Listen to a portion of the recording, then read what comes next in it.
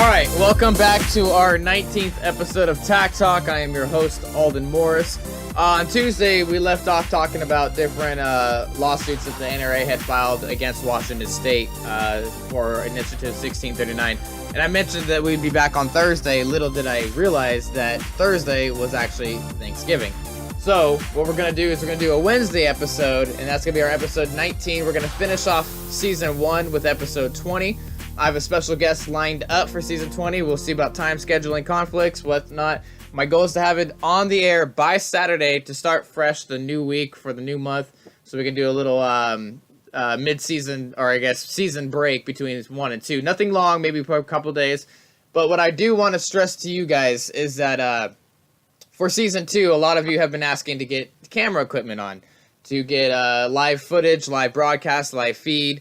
When it comes to my actual talk shows, when it comes to the Facebook live broadcast, you guys want to actually see my face, see the background, things like that. So what I'm thinking about doing, and I do want to hear your comments in the section, is doing a small donation fund, probably $400 or $500, to see if I can't get my hands on that type of equipment that I would need in order to do that, to fulfill what you guys' wishes are, to fulfill what you guys want to see. So, moving on, what I do want to talk about is I want to continue talking about the NRA challenges to Initiative 1639. November 15, 2018, NRA challenges constitutional violations Initiative 1639. This was done by the NRAILA.org. So it's out of Fairfax, Virginia, the National Rifle Association, the Second Amendment Foundation, the SAF, today jointly filed a lawsuit in the United States District Court for the Western District of Washington, challenging the recently passed gun control measures in Washington ballot I-1639. The NRA is committed to restoring the Second Amendment rights of every law-abiding Washingtonian, said Chris W. Cox, Executive Director of NRA's Institute for Legislative Action. I-1639 violates the constitutional rights of law-abiding citizens and puts people at risk. This lawsuit is the first step in the fight to ensure that Washingtonians are free to exercise their fundamental right to self-defense. Now, this is a very important thing because I-1639 passed in partly because it was a billionaire-funded initiative. Individuals such as Paul Allen, one of the owners of the Seahawks, who recently passed away, put over $100,000 of his own hard-earned money into Initiative 1639. However, Paul Allen, I do have to say, did fund pro-Second Amendment measures, but he's been found to have funded I-594 as well as I-1639. So he kind of plays both sides of the field. I mean, any good warlord would fund both sides of the war naturally, and we've seen that throughout history. Whatever his goals were, we will never know because he has passed away. But because it was a billionaire-funded initiative, we have now the NRA and the Second Amendment Foundation, the SAF, joining forces to put a lawsuit out. Moving on, we are disappointed that too many voters were fooled into supporting this 30-page gun control scheme. Despite overwhelming law enforcement opposition, said SAF founder and executive vice president Alan M. Gottlieb, this initiative is an affront to the constitutional rights enshrined in the Second Amendment and the Washington State Constitution. Now, mind you, the Washington State Constitution says that no county, city, or town can pass an initiative, bill, legislation, whatever, that's higher than the state constitution. The state constitution has a very clear subjective, opinion when it comes to our firearms rights. Believe it or not, when it comes to Washington State as being a member of the Union, we are more relaxed when it comes to our firearms rights. As of lately, Seattle has been really cracking down on our state's constitution when it comes to our Second Amendment rights. But because we are an open carry state, we do have a lot of loopholes and exemptions when it comes to concealed carry. For example, one of the state, and don't quote me, I'm not a lawyer, but I have spoken with cops. I myself do not carry a concealed weapons permit, but I do carry my weapon concealed. Now, I've been asked by local law enforcement, do I normally not follow state law? And I've had to show them through the RCW the exemptions on their computers and their patrol cars that there are exemptions and loopholes to the CWP. And they're not going to push those kinds of things. As long as you speak clearly, as long as you speak honestly, they'll take your word for it, and they'll do their research too. Moving on. This measure will have a chilling effect on the exercise of the constitutional rights of honest citizens while having no impact on criminals, and we will not let that go unchallenged. Initiative 1639 classifies ordinary recreational firearms in common use as assault, quote-unquote, assault weapons, denies young adults the right to self-protection, and bans the sale of firearms to out-of-state residents. The NRA will fight to overturn this unconstitutional initiative. We will not sit idly by while elitist anti-gun activists attempt to deny everyday Americans their fundamental rights to self-defense," concluded Cox. Now, and it says here at the bottom that established in 1871, the National Rifle Association is America's oldest civil rights and sportsmen's group. More than 5 million members strong, NRA continues to uphold the Second Amendment and advocates enforcement of existing laws against violent offenders to reduce crime. The association remains the nation's leader in firearm education and training for law-abiding gun owners, law enforcement, and the armed services. Be sure to follow NRA on Facebook at NRA at Facebook and Twitter at NRA. So, I myself, I'm not a member of the NRA, although I do support them. There are a lot of things that I see. You know, if I got an opportunity to work for the NRA, for example, I would become a member. One of the people I look up to that's an endorser or a what's the word I'm looking for? Sponsor basically is Colin Noir. He started out just kind of speaking on. He's from the Chicago, Illinois area. And he spoke out strongly specifically for blacks when it came to their firearm rights. Now, since then, he's been picked up by both Winchester and the NRA, and he's been given his own talk show and TV show and things like that. So if I got an opportunity to work for the NRA in that matter, I would become an NRA member. So keep my options open there. Moving on, though, I am impressed by the NRA that they were involved from the get-go before Judge Dixon shot down this legislation, but then our state Supreme Court put it onto the ballot. And it's this highly unconstitutional initiative because, one, what deeply bothers me is that you lose your medical privacy rights, your HIPAA rights, when you own or want to purchase a firearm. And that's highly unconstitutional. It violates your Fourth Amendment right. The fact that you can be protected in your papers, persons, effects, and belongings, to have your background searched by anybody to look for any reason not to give you your firearms rights is a violation of your natural, constitutional, inherited rights. So that alone bothers me the most. And then what second bothers me is the fact that you have the 17-year-old individuals out there who are looking forward to buying their first rifle when they turn 18, whether it's an AR or 10/22 or an AK or whatever they want. They now have to wait another additional couple more years until they're 21. Yet they can join the military, any branch of the military, at 17 and a half with parental consent or 18 on their own accord, be given an automatic rifle with a selector switch between semi-auto and full burst capabilities as well as 3-round burst, and they can be sent off to war to die for us. Yet when they come home, they're not even given the right or the respect to be able to carry their own firearm for their own self-protection. So we're going to end the first segment there. When we get back, we'll talk a lot more about what the NRA is going on with, or the NRA is up to with I-1639. I do want you guys, I don't normally do this, but I do want you guys to listen into the Dory Monson Show on Cairo Radio at 97.3 here out of the Northwest Washington, Seattle area. He has been doing great work when it comes to calling out our Attorney General Bob Ferguson and our Governor Jay Inslee when it comes to this initiative. He has been working as a watchdog of government. He has been working to expose the inaccuracies and the inconsistencies when it comes to this specific initiative. So we'll be right back after this commercial break. Please stay tuned. Thank you.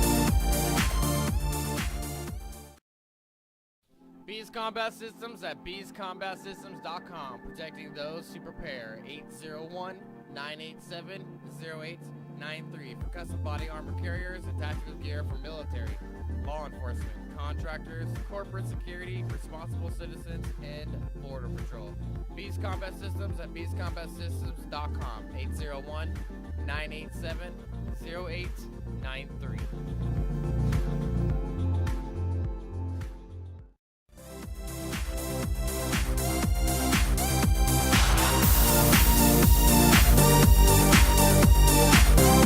Alright, welcome back to our second half of the show. I've pulled up an article here from Liberty Park Press, libertyparkpress.com. Dave Workman is the author of this article. It's called The Cut and Paste Problem with Initiative 1639. This was published on September 19th, 2018. Moving from the top, when the authors of Initiative 1639, the 30-page multifaceted gun control measure now facing Washington voters on the November ballot, which has passed, defined a semi-automatic assault rifle, they created a split among firearm owners, leaving some to believe the authors to be gun ignorant or just incompetent. while others think they are trying to ensnare every self-loading rifle in the state with a wide net. What seems to be clear is that there are federal. Well, I apologize. What seems clear is that the federal legal definition of a semi-automatic rifle was merely cut and pasted into the initiative with the word assault, inserted so as to capture literally all semi-auto rifles, including popular .22 caliber rimfires used by countless young hunters and adults for small game hunting, recreational shooting, rodent predator control, and even small bore competition. Here's the language from 18 USCS Code 921-28. The term semi-automatic rifle means any repeating rifle which utilizes a portion of energy of a firing cartridge to extract the fired cartridge case and chamber the next round, and which requires a separate pull of the trigger to fire each cartridge. Now, simply put, all that means is whether you're holding a 10-22 takedown or an AK-47 or an AR-15 or your Glock 17 or your Glock 19 or your 1911, all that means is when you pull that trigger and that round ejects, when that shell ejects to the right, and that the actual round moves through the barrel and hits that rifling and goes, the energy drawback from that cartridge expended allows the slide to come back, the slide or the receiver or whatnot, and to basically load the next round into place. Now compare the wording with the language found at the bottom of page 27 of the initiative. Semi-automatic assault rifle means any rifle which utilizes a portion of the energy of a firing cartridge to extract the fired cartridge case and chamber the next round, and which requires a separate pull of the trigger to fire each cartridge. Suddenly, the initiative is not just about evil black guns, such as the AR-15, but about such traditional and popular self-loaders as the Ruger 1022, the Marlin Model 60, the Browning SA-22, the Winchester Model 77, and even relics such as the Winchester Model 1903.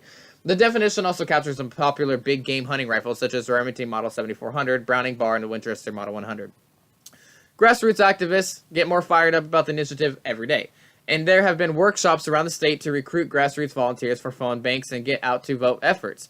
National Rifle Association field reps are working with gun shops, local gun clubs, and range operators, and members from Ilwaco to Ione and Coopville to Clarkson. Now, and I do want to point that out, I was actually called back in early September.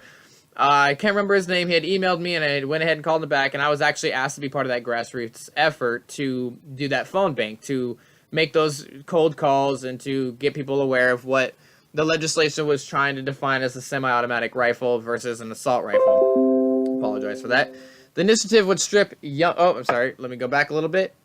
Still, they are up against a formidable and well-financed gun prohibition lobby that has already invested more than $4 million to get the measure on the ballot, bankrolled by billionaires, the I-1639 campaign. The smart money says the initiative will pass. However, the smart money also said Hillary Clinton would now be in the White House. Right activists counter.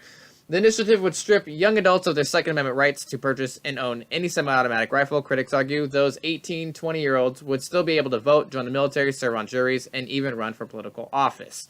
Opponents say that the measure contains a hidden tax of $25 to pay for administrative costs of the new requirements, which include a so-called enhanced background check, which I'll tell you right now, Washington State, we'll pause there, has backlogged 3 years' worth of handgun registries.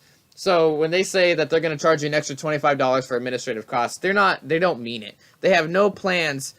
They just want to collect that money, but they have no plans to speed up that process for registering firearms once they've been purchased here in Washington State. Moving on, there's also a 10-day waiting period on semi-auto purchases, mandatory training, annual background checks, so-called secure storage requirement, and language would be removed from a Department of Fish and Wildlife that reminds people of the state preemption law. Now, this even means if you have a concealed weapons permit and you can go same day buy a pistol, you would still have to be subjected to that 10-day waiting period. Now, and I don't know what they have planned. What's the mandatory training? I mean, if I want to buy a firearm, do I have to take mandatory training from my local police department, from my local fire department? Do I have to take mandatory training from a trained NRA instructor or a certified NRA instructor or the military itself? What if I already have the training? What if I just deployed, I did my 4 or 5 years, and I deployed twice to Iraq, Afghanistan, and I've been trained on firearms? What is their qualifications for their mandatory training? So that alone is a problem in itself. And then let's say they take that credentialed mandatory training. What kind of credentials do you receive? Do you receive a quote-unquote CWP, or do you receive a badge? Again, they have no plans. They just want to make it sound good for you voters that they have a plan when they don't. A signed application to purchase a pistol or semi-automatic rifle shall constitute a waiver of confidentiality and written request that the healthcare authority, mental health institutions, and other healthcare facilities release to an inquiring court or law enforcement agency. And for information relevant to the applicant's eligibility to purchase a pistol or semi-automatic assault rifle to an inquiring court or law enforcement agency. Again, that's going to take days to go through, and it's also a violation of your Fourth Amendment right.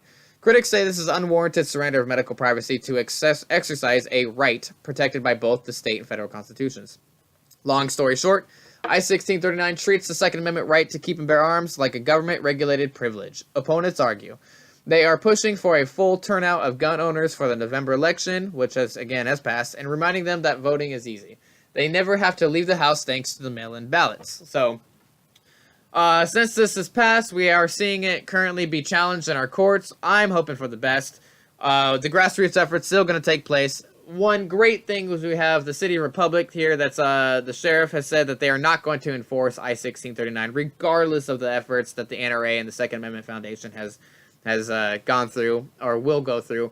And if this does end up passing and they do end up failing, there are there's quite a few towns here in our own state of Washington here where the sheriffs of that town refuse to enforce it. Again, because it's a bill, it's an initiative that it's a feel-good bill. It's a feel-good initiative that makes people feel better that crime may be reduced if we just restrict the law-abiding citizens. So we're gonna end our episode 19 of TACTALK on season 1 here. I do want to say, guys, tomorrow's Thanksgiving. You guys all have a happy Thanksgiving. I will have my family with me. I'll have my girls. I'll have my cousins. We have a special guest ready for episode 20, our final episode of season 1. And like I said, keep me posted how you feel about me being able to do the season 2 live broadcast with actual footage as opposed to the radio approach that I've done so far. And if so, let's get it moving. I'll need a small donation, a fundraiser where you guys will be involved. You guys will be promised, to be on the show, to give topics, to give all those things in return. So again, thank you for listening, guys. I hope you guys all have a great Thanksgiving weekend. Eat lots of food, feel good, have a good couple of drinks, have your 4-day weekend, and we'll be back either Saturday, at the very latest Tuesday. Thank you all for listening. You guys have a good night.